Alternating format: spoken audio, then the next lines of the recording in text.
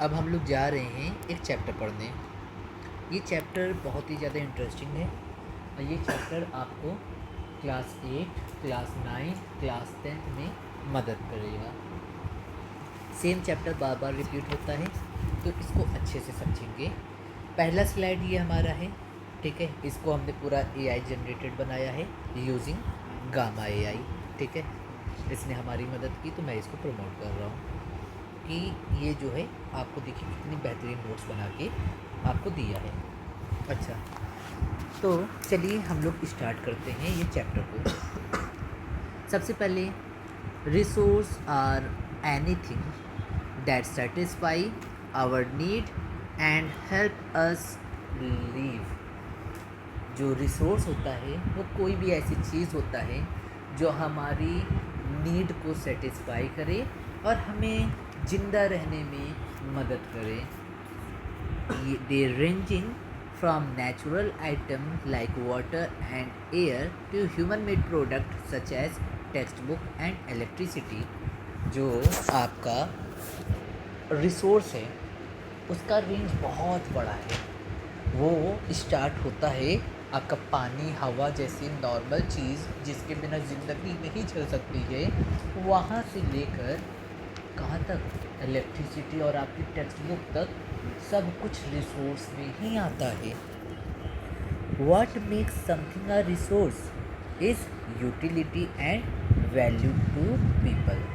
कोई भी चीज़ अगर वो यूटिलिटी है और उसकी कुछ वैल्यू है तो वो चीज़ रिसोर्स बन सकती है। कोई चीज़ है अगर ये यूटिलिटी और ये वैल्यू इसकी हुई, इसका यूटिलिटी और वैल्यू हुई तो ये चीज़ बन जाएगी रिसोर्स। कुछ रिसोर्स की इकोनॉमिक वैल्यू होती है यानी पैसे वाली वैल्यू होती है, जैसे मेटल जिसकी मदद से आप मशीन बनाते हो। वहीं कुछ की दूसरी वैल्यू होती है फॉर देयर ब्यूटी, जैसे कि सीन व्यू जिसको आप देख के एंजॉय करते हो। जैसे मान लो आप चले गए कोई झरना देख रहे हो या फिर आप जाके कोई पार्क देख रहे हो, तो वो चीज़ क्या है, आप देख रहे हो तो आपको आनंद मिल रहा है, आपको अच्छा लग रहा है, तो वो चीज़ आपको एक अच्छा फील करवा रहा है। That's why it is resource for you. तो यहाँ से यहाँ तक हम लोगों ने समझा कि रिसोर्स कोई भी ऐसी चीज़ हो सकती है जो हमारी ज़रूरतों को पूरी करे और हमें ज़िंदा रहने में मदद करे। इसका बहुत बड़ा रेंज है जो कि स्टार्ट होता है पानी, हवा जैसे पानी, हवा से लेकर ह्यूमन मेड चीज़ें जैसे टेक्स्ट बुक और इलेक्ट्रिसिटी से तक। कोई भी चीज़ रिसोर्स कब बनती है, तो कोई भी चीज़ जब इसका यूटिलिटी और वैल्यू हो जाता है किसी इंसान के लिए तो वो चीज़ रिसोर्स बन जाता है। कुछ रिसोर्स का इकोनॉमिक वैल्यू होता है तो कोई चीज़ का दूसरा वैल्यू होता है। ये चीज़ मैंने आपको यहाँ तक बताई। होप आपको ये पहला पैराग्राफ समझ में आया। अब बच्चों हम लोग आगे चलते हैं। Understanding resource is essential because they support our daily life. आपको रिसोर्स के बारे में पता होना बहुत ही ज़्यादा ज़रूरी है क्योंकि आपकी डेली लाइफ को सपोर्ट ही रिसोर्स करता है। आपकी इंडस्ट्रीज़ है, आपकी इन्वायरमेंट है, आपकी डेली लाइफ है, सब कुछ किससे जुड़ा हुआ है, रिसोर्स से जुड़ा हुआ है। अगर हम रिसोर्स, नेचुरल रिसोर्स जैसे वुड के बारे में नहीं जानेंगे तो हम लोग के पास बेंचेस नहीं होंगी। अगर हम लोग नेचुरल डाइस के बारे में नहीं जानेंगे तो हमारे पास इंक नहीं होगी, हमारे पास पेंसिल नहीं होगी, हमारे पास रबर नहीं होगा, हमारे पास गाड़ियाँ नहीं होंगी। ये सारी चीज़ क्या है, रिसोर्स है। तो रिसोर्स जो है आपकी इन्वायरमेंट, आपकी इंडस्ट्रीज़ और आपकी ज़िंदा रहने के लिए बहुत ही ज़्यादा ज़रूरी है। They exist in different form and fulfil various need. जो रिसोर्स होता है वो अलग अलग फॉर्म में पाया जाता है और अलग अलग तरीके से आपका ज़रूरतों को पूरी करता है। Make them critical to society and development. और हमारी सोसाइटी और हमारी सोसाइटी वगैरह के लिए, हमारे डेवलपमेंट के लिए भी रिसोर्स बहुत ही ज़्यादा ज़रूरी होता है। अगर रिसोर्स नहीं होगा तो हमारा सोसाइटी, हमारा डेवलपमेंट सब कुछ रुक थम जाएगा। रेगिस्तान वगैरह में रिसोर्स नहीं रहता, वहाँ पे डेवलपमेंट नहीं होता। पर जहाँ पे जंगल होता है वो सब जगह पे रिसोर्स ही रिसोर्स होता है और वहाँ पे ही ढेर सारा डेवलपमेंट होता है। आया समझ में? यहाँ पे आप सारी चीज़ समझ गए। ये सेकंड पैराग्राफ में मैंने ये बताया कि रिसोर्स को समझना बहुत ही ज़्यादा ज़रूरी है, क्योंकि ये आपकी डेली लाइफ को सपोर्ट करेगा, आपकी इंडस्ट्रीज़ को सपोर्ट करेगा, आपके इन्वायरमेंट को सपोर्ट करेगा। जो रिसोर्स है वो अलग अलग फॉर्म में पाया जाता है, अलग अलग ज़रूरतों के हिसाब से। जो रिसोर्स है वो क्या करता है, वो हमारी सोसाइटी को और हमारे डेवलपमेंट को और ज़्यादा डेवलप करता है। आया समझ में? अब बच्चों हम लोग दूसरी स्लाइड पे चलते हैं और ये स्लाइड में हम लोग समझेंगे क्या, डिफरेंट टाइप ऑफ रिसोर्स। ठीक है, तो डिफरेंट टाइप ऑफ रिसोर्स में हम लोग नेचुरल रिसोर्स के बारे में पढ़ेंगे। Natural resource are material provided by nature used by human without much change. Natural resource वो चीज़ होता है जैसे हवा, जो हमें नेचर प्रोवाइड करता है, जो ह्यूमंस यूज़ करते हैं बिना उसमें कुछ बदलाव किए। जैसे पानी, पानी जो है वो नेचर से मिलता है, ह्यूमन यूज़ करते हैं बिना किसी बदलाव के। आए समझ में? अब अगला क्या है, renewable resource.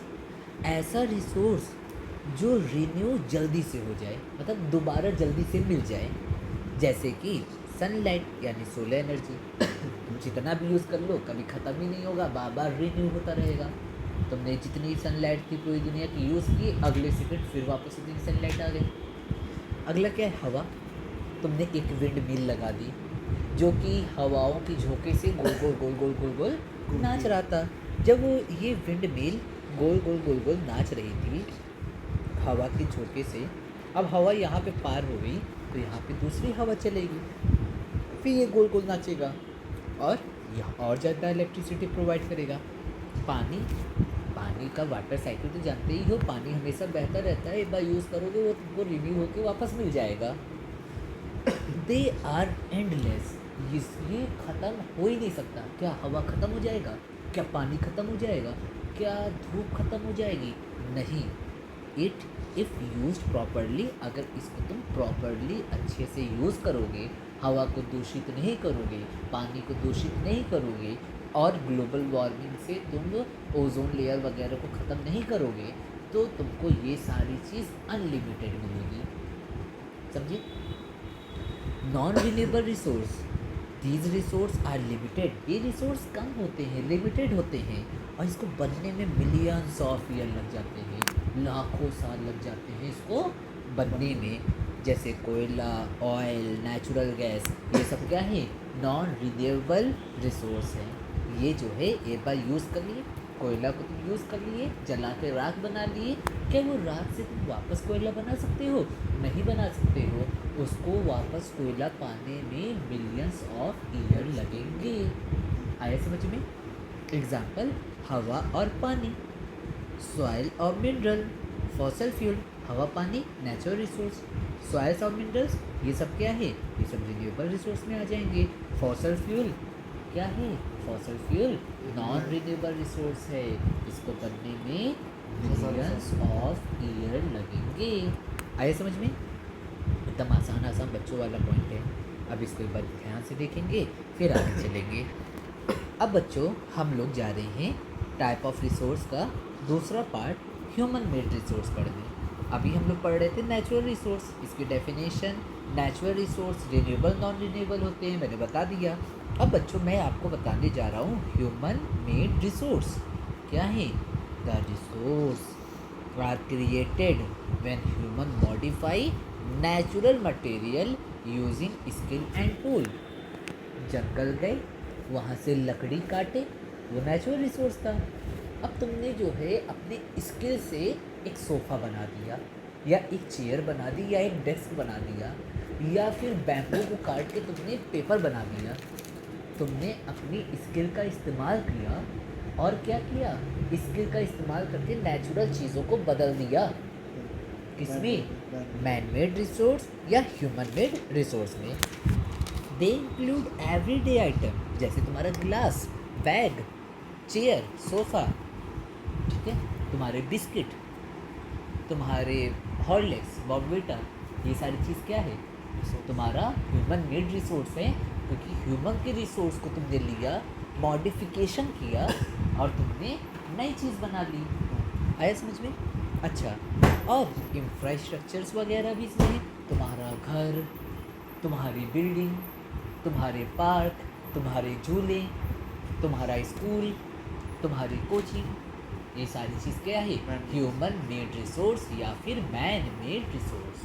Human made resource या फिर मैन मेड रिसोर्स।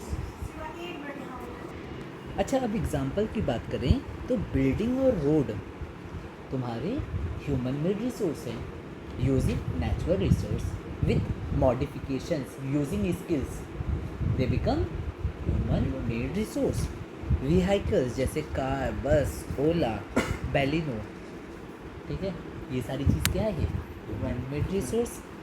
मशीनरीज जैसे जो इंडस्ट्री में यूज़ होती है, जैसे कि मान लो मेरी कोचिंग में रखा हुआ प्रिंटर, ठीक है, मेरे स्कूल में रखा हुआ CPU, ये सारी चीज़ क्या है, ह्यूमन मेड रिसोर्स है। They are made from natural resource using skill. आगे समझो, टेक्नोलॉजी आजकल बहुत फेमस चल रहा है, क्या, टेक्नोलॉजी। या what is role of technology? तो technology help turn natural resource into useful product. है समझ में? जैसे कि आयरन और माइनक्राफ्ट के लिए, उसमें आयरन ओर को हम लोग निकालते हैं, उसको फिर जगह हम लोग क्या करते हैं, स्मेल्ट करते हैं और मिल जाता है आपको आयरन की ब्रिक्स।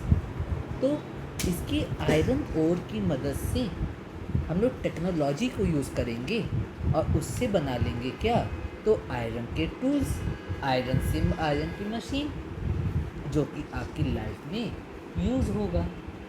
आपके घर में AC है, आपके घर में TV है, इसके अंदर लोहा है। लोहा कहाँ से मिला, ज़मीन के अंदर पाए जाने वाले ओर से। वो ओर से लोहा कैसे मिला, तो वो ओर से लोहा मिला यूजिंग टेक्नोलॉजी, या ओके। तो अब टाइप ऑफ ह्यूमंस, अब इंसान भी अलग अलग टाइप के होते हैं।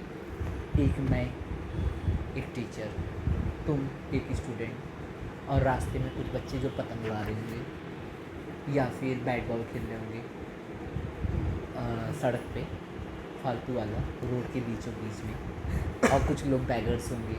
लोग क्या दुनिया में एक जैसे हैं? नहीं, दुनिया हर कदम पे तुमको अलग अलग किस्म के लोग मिलेंगे।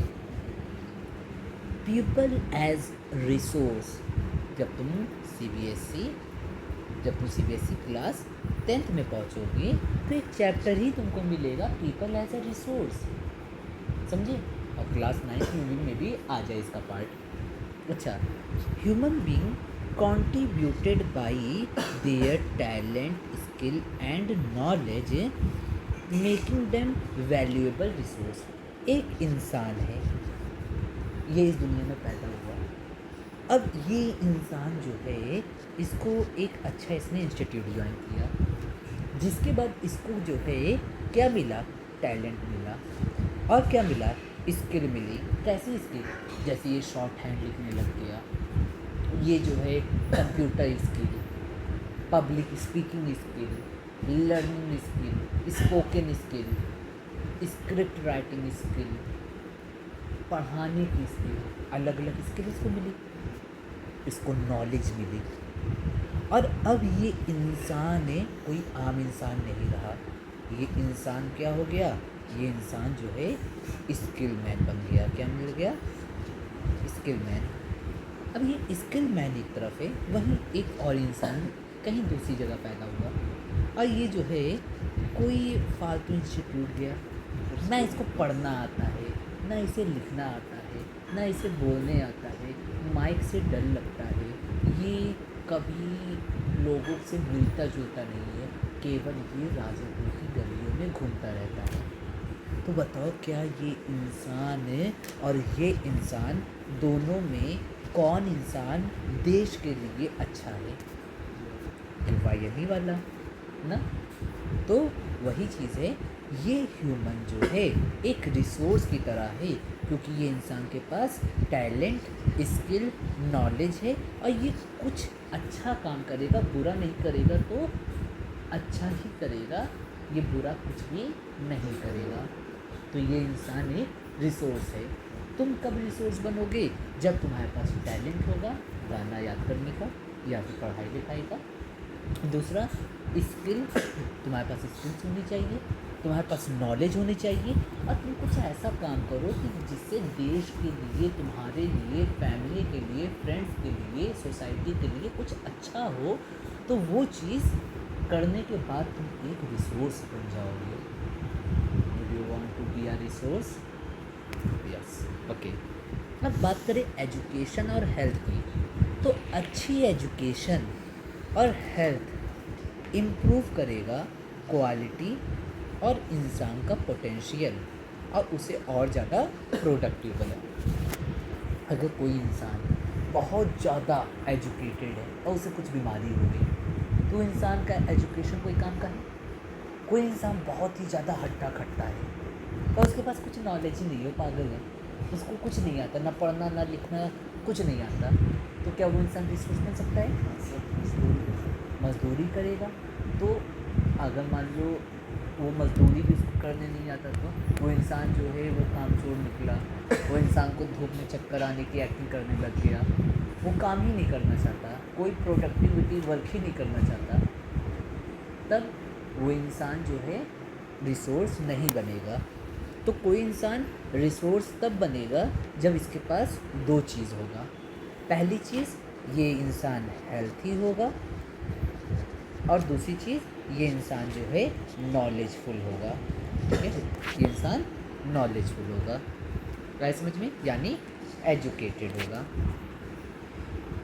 ह्यूमन रिसोर्स डेवलपमेंट, अगला क्या पढ़ने जा रहे हैं? Effort to enhance people skill and ability, help society grow through doctor, engineer and teacher. वो एफर्ट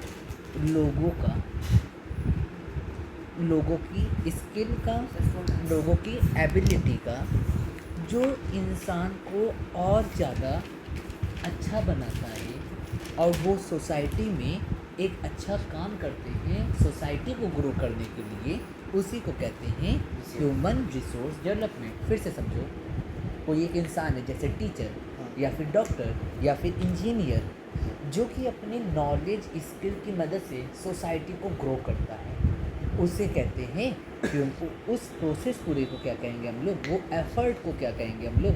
ह्यूमन रिसोर्स डेवलपमेंट। एक जगह थी जहाँ पे केवल स्लम में लोग रहते थे, ना उनको खाने का तरीका, ना बात करने का तरीका, कोई तरीका नहीं, ना पढ़ना ना लिखना, कुछ नहीं आता था। एक महान आदमी उनके पास गया और कहा, ऐसा है मैं आपको फ्री पढ़ाऊँगा आपके बच्चों को डेली 2 घंटा। वो इंसान डेली 2 घंटा आता पढ़ाता, कुछ साल बीते और वो जितने को पढ़ाता था उसमें से कुछ वकील बन गए, कुछ डॉक्टर बन गए, कुछ आर्मी में चले गए, 1-2 बड़े बड़े मिनिस्टर बन गए। अब क्या वो स्लम रहेगा? अब वो लोग क्या करेंगे?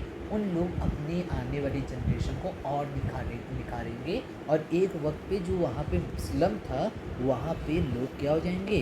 बहुत ही ज़्यादा बढ़िया आदमी बन जाएंगे। तो वो एक इंसान ने एफर्ट लिया और इसने जो है क्या किया? ये पूरे एरिया को डेवलप कर दिया।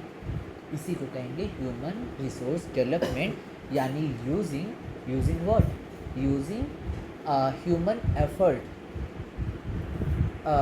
कोई भी जगह या सोसाइटी को डेवलप करना ही ह्यूमन रिसोर्स डेवलपमेंट कहलाता है। आया समझ में? अब बच्चों बात करेंगे कैसे रिसोर्स बांटे गए हैं। तो पहली बात क्या है? अनइक्वल स्प्रेड, मतलब रिसोर्स हर जगह पे इक्वली नहीं पाए जाते हैं। रिसोर्स कहीं पे ज़्यादा पाए जाते हैं, कहीं पे कम पाए जाते हैं, यानी रिसोर्स अनइक्वली डिस्ट्रीब्यूट है। Resource are not spread evenly across the world. पूरी दुनिया में रिसोर्स इवनली यानी इक्वल मात्रा में बांटे नहीं गए हैं। इंडिया के पास क्रूड ऑयल नहीं है, जो कच्चा तेल ज़मीन को फाड़ के जो फॉसल फ्यूल निकलता है नहीं है, पर दुबई में तो भरा हुआ है। इतना है कि वहाँ के लोग बहुत ज़्यादा अमीर हो गए उसको बेच के। ठीक है। सम प्लेस हैव प्लेंटी मतलब बहुत ज़्यादा, ज़रूरत से ज़्यादा। अदर आर वेरी लिटिल, जैसे कुछ जगह पे पानी बहुत ज़्यादा है, कहीं पे पानी है ही नहीं। These affect how country develop and use their resource. इससे पता चलता है कोई कंट्री कितनी ज़्यादा डेवलप होती है और कोई कंट्री कैसे उस रिसोर्स को यूज़ करती है। एक देश का डेवलपमेंट, एक देश का विकास डिपेंड करता है कि उसके पास कौन कौन से रिसोर्स हैं, वो रिसोर्स को वो कैसे इस्तेमाल करता है। आया समझ में? तो पूरी दुनिया में रिसोर्स इक्वली बांटे गए नहीं हैं, कहीं पे ज़्यादा कहीं पे कम। पूरी दुनिया में रिसोर्स अनइवनली डिस्ट्रीब्यूटेड हैं। अब बात करें फिज़िकल फीचर, क्यों पूरी दुनिया में अलग अलग मात्रा में रिसोर्स हैं। तो पहली चीज़ है टेरेन, यानी कहीं पे माउंटेन्स है, कहीं पे प्लेन्स है, कहीं पे डेजर्ट है, यानी हर जगह का जो ज़मीनी इलाका है वो अलग अलग किस्म का है। जहाँ रेगिस्तान है, क्या वहाँ पे धनिया का पेड़ उगेगा? नहीं उगेगा। वही कहीं पे प्लेन्स है, वहाँ पे सारी चीज़ें पाई जाएंगी। कहीं पे माउंटेन्स है, तो माउंटेन के अगर तुम चोटी पे देखोगे तो ऊपर की तरफ बर्फ़ रहती है, यानी ऊपर की तरफ बहुत ही ज़्यादा ठंडा मौसम रहता है। तो यहाँ पे वो सारे रिसोर्स नहीं पाए जाएंगे जो नीचे पाए जाएंगे। समझिए? तो रिसोर्स जो है वो डिपेंड करता है वहाँ की ज़मीन कैसी है, माउंटेन है, प्लेन्स है, डेजर्ट है। और क्लाइमेट, कहीं पे बहुत ज़्यादा बारिश होती है, कहीं पे बहुत कम बारिश होती है, कहीं पे बारिश होती ही नहीं है, कहीं पे बहुत ठंडा है, कहीं पे ठंडा है, कहीं पे हद से ज़्यादा गर्मी है, कहीं पे नॉर्मल गर्मी है। चलो फिर से स्टार्ट करते हैं। फिज़िकल फीचर की बात करें तो हर जगह पे रिसोर्स इक्वली डिस्ट्रीब्यूट नहीं है, जिसकी वजह से कोई कंट्री बहुत डेवलप है, कोई कंट्री डेवलप नहीं है। डेवलपमेंट डिपेंड करता है कि तुम्हारे पास जो रिसोर्स है वो कितना है और तुम उसको कैसे यूज़ करते हो, और तुम्हारे पास क्या टेक्नोलॉजी है। अब फिज़िकल फीचर्स, फिज़िकल फैक्टर पे भी डिपेंड करता है आपका रिसोर्स का डेवलपमेंट या डिस्ट्रीब्यूशन। तो टेरेन, माउंटेन, प्लेन्स और डेजर्ट, कहीं पे माउंटेन है, कहीं पे प्लेन्स है, कहीं पे डेजर्ट है, इस वजह से रिसोर्स अलग अलग मात्रा में डिस्ट्रीब्यूट है। क्लाइमेट, कहीं पे ज़्यादा बारिश होती है, कहीं पे कम बारिश होती है, कहीं का टेम्परेचर ज़्यादा है, कहीं का टेम्परेचर कम है, इस वजह से वहाँ पे उगने वाले या रहने वाले रिसोर्स भी आपको अलग अलग मात्रा में मिलेंगे। एल्टीट्यूड, एल्टीट्यूड मतलब होता है हाइट, जितना जितना तुम ऊपर जाओगे मौसम ठंडा होगा, ऑक्सीजन का लेवल कम होगा। आया समझ में? हायर प्लेस में कुछ रिसोर्स कम हो सकते हैं, माउंटेन वाला बताया ना मैंने। ऊपर जाओगे एल्टीट्यूड बढ़ेगा तो ऊपर कुछ चीज़ें आपको नहीं मिलेंगी। अब बात करेंगे बच्चों ह्यूमन फैक्टर के बारे में। तो पहला ह्यूमन फैक्टर, कोई जो रिसोर्स है वो चीज़ का जो डिस्ट्रीब्यूशन है वो डिपेंड करता है ह्यूमन फैक्टर पे भी, और ह्यूमन फैक्टर डिपेंड करता है टेक्नोलॉजी और पॉपुलेशन पे। यानी better tools can access more resource. अगर आपके पास अच्छा टेक्नोलॉजी है, यानी आपके पास अच्छे टूल्स हैं, तो आप रिसोर्स का और ज़्यादा फ़ायदा उठा सकते हैं। आया समझ में? और अगर आपके पास ज़्यादा लोग हैं तो इसका मतलब ज़्यादा डिमांड है। तो अगर आप डिमांड फुलफिल कर पाते हो और वो पॉपुलेशंस को तुम उनका पेट भर पाते हो, तो वो तुम्हारे लिए प्रोडक्टिविटी होगा, क्योंकि वो पॉपुलेशन मिल के तुम्हारे देश को आगे लेके जाएगा। पर अगर मान लो पॉपुलेशन ज़्यादा है, सप्लाई कम है और गवर्नमेंट उनकी अपनी डिमांड पूरी नहीं कर पाती है तो फिर जाकर वो देश डेवलपमेंट नहीं अनडेवलपमेंट की तरफ जाएगा। आया समझ में? अब आगे चलते हैं। तो आगे चलने से पहले मुझे ये बार रिवाइज़ करवाना पड़ेगा। तो बच्चों, मैंने आपको बताया, क्या बताया? रिसोर्स का डिस्ट्रीब्यूशन। तो रिसोर्स हर जगह पे इक्वली स्प्रेड नहीं है पूरी दुनिया में, कहीं पे ज़्यादा है, कहीं पे बहुत कम है। कोई कंट्री की डेवलपमेंट डिपेंड करती है कि वहाँ पे कैसा रिसोर्स पाया जाता है, वो रिसोर्स को कैसे उसका डेवलपमेंट किया गया है और वहाँ पे कैसे उस रिसोर्स का यूज़ किया जा रहा है। बात करें रिसोर्स फिजिकल फैक्टर पे डिपेंड करता है, जैसे माउंटेन, प्लेन्स और डेजर्ट यानी टेरेन पे डिपेंड करता है। क्लाइमेट पे डिपेंड करता है, जैसे रेनफॉल, टेम्परेचर, एल्टीट्यूड यानी हाइट पे भी डिपेंड करता है फिजिकल फीचर। आगे बात करें बच्चों ह्यूमन फैक्टर की, तो टेक्नोलॉजी, जब बेटर टूल्स होंगे तो आप ज़्यादा रिसोर्स यूज़ कर पाओगे। अगर आपके पास पॉपुलेशन ज़्यादा है, उनकी डिमांड आप फुलफिल नहीं कर पाओगे तो आपका डेवलपमेंट नहीं होगा। ये वाली चीज़ मैंने बता दिया।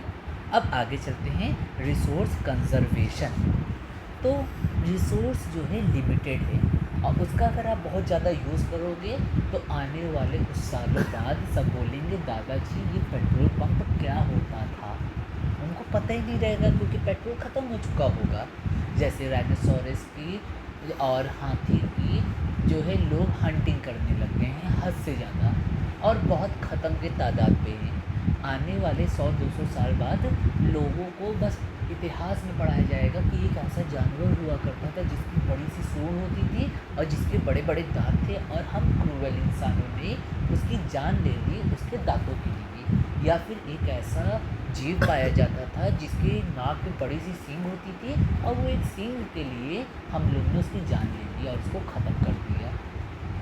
तो वही चीज़ है, रिसोर्स कम है, उसका यूज़ ध्यान से करोगे वरना वो ख़त्म हो जाएगा।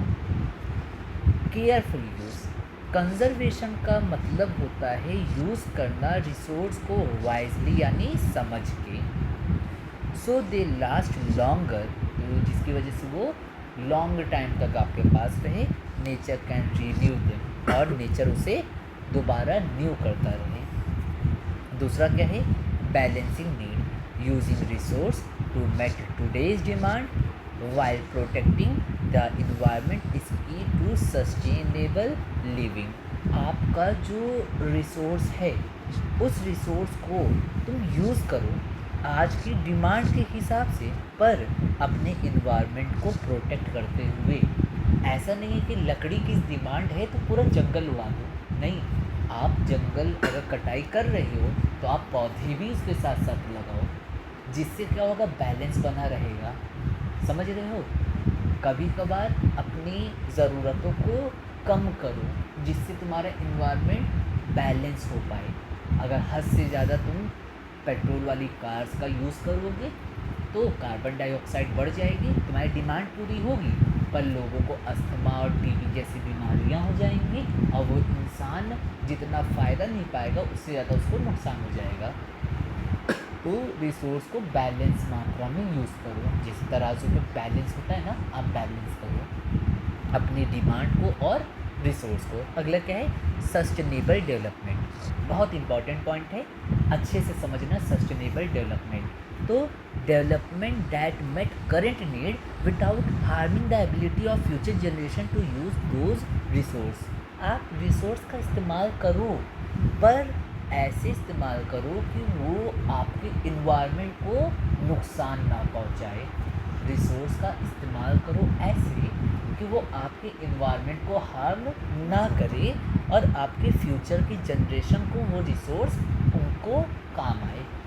उसी को कहते हैं सस्टेनेबल डेवलपमेंट। ऐसा रिसोर्स का इस्तेमाल करो कि वो आपके फ्यूचर जनरेशन को भी मिले और आपके करंट इन्वायरमेंट को नुकसान ना पहुंचाए।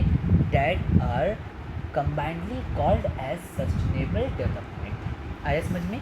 जैसे यहाँ पे देखो, यहाँ पे क्या किया जा रहा है कि लाइट बनाया जा रहा है यूजिंग हवा और सनलाइट, जिससे क्या है कि आप फॉसल फ्यूल को नहीं जला रहे हो, इन्वायरमेंट पॉल्यूट नहीं कर रहे हो, आप बिजली बना रहे हो, इन्वायरमेंट को सेव करते हुए, सस्टेनेबल डेवलपमेंट। आया समझ में? अब रिसोर्स को कैसे बचाएं? तो 3R का इस्तेमाल करें। किसका इस्तेमाल करें? 3R का इस्तेमाल करें। पहला R रिड्यूस, दूसरा R रीयूज़, तीसरा R रिसाइकिल। तो पहली बात, अगर आप जैसे मान लो मैं डेली कोल्ड ड्रिंक मंगाता हूँ, डेली कोल्ड ड्रिंक पीता हूँ, तो मैं बार बार डिस्पोजेबल गिलास यूज़ करने से अच्छा अपने बैग में एक प्लास्टिक का एक अच्छा या एक मग या एक स्टील का एक गिलास रख लूँ, जिससे होगा क्या, मेरा बार बार जो कंजप्शन है वो मेरा वेस्ट प्रोड्यूस नहीं करेगा। तो मैंने रिड्यूस कर लिया अपना कंजप्शन। आया समझ में? साथ ही साथ मैं अपने वो जो मेटल का गिलास में लूँगा उसको मैं बार बार यूज़ करूँगा, वरना डिस्पोजेबल क्या होता है, उसको फेंक दो। और रिसाइकिल, एक मान लो 2-4 साल यूज़ करूँगा, ख़राब हो जाएगा, कबाड़ वाले को बेच दूँगा, वो दोबारा इसको पिघला के फिर बना देगा। तो रिसाइकिल। तो आप 3R का यूज़ करो, जिससे आपका पॉल्यूशन भी बचेगा, मतलब पॉल्यूशन नहीं होगा, रिसोर्स भी बचेगा आपका। क्या यूज़ करना है? 3R। अपनी ज़रूरतों को कम करो, तब भी जो चीज़ को यूज़ करो उसको रिसाइकिल करो और फिर रीयूज़ करो, मतलब रिड्यूस, रीयूज़, रिसाइकिल। ज़रूरतें कम करो, बार बार यूज़ करो और फिर जाकर उसे रिसाइकिल कर दो। कपड़ा ऐसा पहनो कि पहली बात तो दुनिया भर के कपड़े ना खरीदो, उतना ही कपड़ा खरीदो जिसको यूज़ कर सको। एक कपड़े को 2 बार पहन के फेंको नहीं, उसको बार बार यूज़ करो। रीयूज़ करने के बाद उसको किसी और को दे दो, गरीब गरीब पहन लो, उसके बाद उसको रिसाइकिल करवा दो। आया समझ में? अच्छा, एनर्जी सेविंग करके भी आप अपने इन्वायरमेंट को बचा सकते हो। आप लाइट को ऑफ़ कर दो, फैंस को ऑफ़ कर दो जब इसका काम ना हो। आप जो है एनर्जी को एनर्जी एफिशिएंट डिवाइस, जैसे आप फ्रिज खरीदने जाते हो, एसी खरीदने जाते हो, तो इस पे स्टार आता है, भाई ये 5 स्टार है, ये 3 स्टार है। 5 स्टार 3 स्टार का मतलब क्या है? 5 स्टार का मतलब ये तुम्हारी एनर्जी बेटर नहीं। 5 स्टार एसी का मतलब होता है कि वो ज़्यादा बिजली नहीं खाएगी। 3 स्टार एसी का मतलब होता है वो ज़्यादा बिजली खाएगी। 3 स्टार सस्ती मिलेगी, बिजली ज़्यादा खाएगी, और 5 स्टार बिजली कम खाएगी पर थोड़ी सी महंगी मिलेगी। तो आप 5 स्टार लो। क्यों? क्योंकि इससे क्या होगा, भले ही एक बार पैसा आपका ज़्यादा लगेगा पर आपका इलेक्ट्रिसिटी बिल भी कम आएगा और साथ ही साथ आपकी जो एनर्जी है वो सेव होगी, जिससे एनर्जी बन रही है थर्मल पावर प्लांट में यूरेनियम को जला के। यूरेनियम जब जलता है तो बहुत ज़्यादा धुआं निकलता है, जिससे आपकी प्रकृति और आपकी आने वाली जनरेशन बर्बाद हो जाएगी। उसको आपने बस 2000 रुपये और लगा के आपने क्या कर लिया, अपने आने वाली फ्यूचर जनरेशन को बचाया। कभी भी बेवजह की लाइट ना जलने दो, या फिर क्या कर लो, या फिर आप सोलर पैनल लगा दो, फिर अनलिमिटेड यूज़ करो। आया समझ में? वाटर कंजर्वेशन, यानी आप पानी को, पहली बात तो अगर टैप लीक कर रही है, नल खुला हुआ है, नल बह रहा है, तो आप उसको वैसे ही ना जाने दो, उसको तुरंत रिपेयर करवाओ। जब बारिश होती है तो उसके पानी को कलेक्ट करवा लो। और आपको ग्राउंड वाटर को क्या करो, हमेशा रिचार्ज करने की कोशिश करो। मतलब कुछ ज़मीन में पाइप्स लगवा दो और जितना भी तुमने पानी छोड़ किया उसको पानी ज़मीन के अंदर जाने दो। जैसे ये समझो, मान लो ये एक ज़मीन है, ठीक है, अभी यहाँ पे बारिश जब पड़ेगी तो डायरेक्टली पानी एब्जॉर्ब हो जाएगा। पर कुछ दिन बाद क्या हुआ कि मैंने यहाँ पे ढेर सारी घर बनवा दिया, इतने में मैंने बड़ी बड़ी बिल्डिंग्स बनवा दी। आया समझ में? अब बताओ, जब बारिश होगी तो क्या यहाँ पे पानी एब्जॉर्ब हो पाएगा? नहीं हो पाएगा, क्योंकि यहाँ पास तो पक्की सीमेंटेड ज़मीनें बन गई है। तो मेरा ग्राउंड वाटर का जो है उसका पानी कैसे रिचार्ज होगा? इसका पानी रिचार्ज तब होगा जब आप यहाँ पे बड़ी बड़ी पाइप्स लगा के इसमें पानी डाल के इसको रिचार्ज करोगे। तो कहने का मतलब क्या है, आप रेन वाटर को कलेक्ट करो और ग्राउंड वाटर को रिचार्ज करो। आया समझ में? इसके बाद बात करूँ इंडिविजुअल रोल। इंडिविजुअल रिसोर्स, हर एक पर्सन सेव कर सकता है अपने रिसोर्स को और वेस्ट को रिड्यूस कर सकता है उसको स्मार्ट यूज़ करके। तुम अपने इन्वायरमेंट को अकेले बचा सकते हो सिर्फ एक बटन को बंद करके। आए समझ में? तो कहने का मतलब क्या है, हर एक इंसान अपने रिसोर्स को सेव कर सकता है वेस्ट को घटा के और अपने रिसोर्स को स्मार्टली यूज़ करके। ठीक है, अब आगे समझो फ्यूचर ऑफ रिसोर्स। रिसोर्स का क्या फ्यूचर है और समरी दो है, जल्दी से ख़त्म करते हैं। तो impact of our action, how we can use resource today affect their availability tomorrow. मान लो तुम्हारी फ्रिज में केक रखा है, अगर तुम आज रात ही पूरा खा जाओगे तो क्या कल बचेगा? नहीं। अब इसी तरह समझो पूरी दुनिया में रिसोर्स है, अगर तुम पूरा रिसोर्स को आज ही ख़त्म कर दोगे तो कल की जनरेशन के लिए रिसोर्स बचेगा? नहीं बचेगा। तो वही चीज़ है, तुम रिसोर्स को कैसे यूज़ करते हो आज ये बताएगा कि रिसोर्स कैसे अवेलेबल रहेगा आने वाले दिनों में।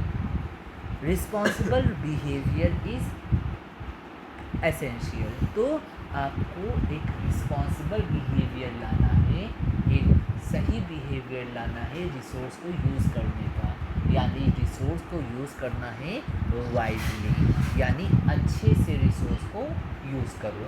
आगे क्या है, sustainable practice, use public transport, reduce pollution. मान लो मेरे पास एक स्कूटी है, इलेक्ट्रिक वाली की बात नहीं कर रहा हूँ, मैं अपने प्लेजर की या एक्टिवा की बात कर रहा हूँ। अब मैं उससे जब चलूँगा तो वो धुआं करेगा, मैं पब्लिक ट्रांसपोर्ट का यूज़ करूँ, सस्ता, पॉल्यूशन कम। 50 लोग 50 गाड़ी लेके चलें, 50 गाड़ियों से पॉल्यूशन निकलेगा, इससे अच्छा एक पब्लिक ट्रांसपोर्ट का यूज़ कर लो। ज़्यादा से ज़्यादा ट्रीज़ लगाओ जिससे तुम्हारी हवा इम्प्रूव होगी और सॉइल भी कंजर्वेशन होगा। ये मिट्टी है, ठीक है, मैंने यहाँ पे एक पेड़ लगा दिया, ये पेड़ की जड़ क्या करेगी, इस सारी मिट्टी को बांध लेगी, जिससे ये मिट्टी जो है यहाँ से उड़ के जाएगी ही नहीं। आया समझ में? तो ज़्यादा से ज़्यादा पेड़ लगाओ, हवा तुम्हारी शुद्ध होगी और क्या होगा, हवा तुम्हारी शुद्ध होगी और तुम्हारी रिसोर्स बचेंगे, तुम्हारी मिट्टी बचेगी। आगे समझो, saving water protect this vital resource. दुनिया में पानी तो बहुत है पर पीने वाला पानी 0.001% है जो अवेलेबल है। अब भाई वो इतना कम पानी है और उसको तुम वेस्ट करोगे नहीं, पानी को वेस्ट नहीं करना है क्योंकि पानी एक वाइटल रिसोर्स है, जीने के लिए पानी चाहिए, जल है तो कल है। आया समझ में? Ensure availability through smart choosing and technology we can protect resource for future generations need.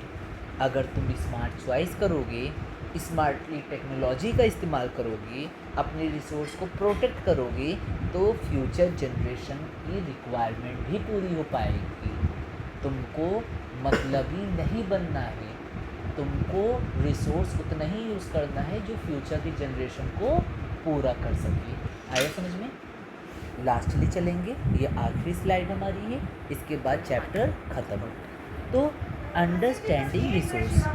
तो बच्चों इस चैप्टर में हमने समझा रिसोर्स के बारे में, know different types, why they matter in our lifes and environment. हमने अलग अलग टाइप के रिसोर्स समझा और वो क्यों ज़रूरी है हमारी ज़िंदगी और हमारे इन्वायरमेंट के लिए। हमने रिसोर्स को कंजर्व करना सीखा, यानी रिसोर्स को ख़त्म होने से बचाया, प्रैक्टिस किया, सेव किया, केयरफुली यूज़ करने का तरीका समझा कि कैसे घर पे, स्कूल में हम लोग रिसोर्स को प्रोटेक्ट करें जिससे हमारी अर्थ का ये प्रीशियस रिसोर्स बच पाए।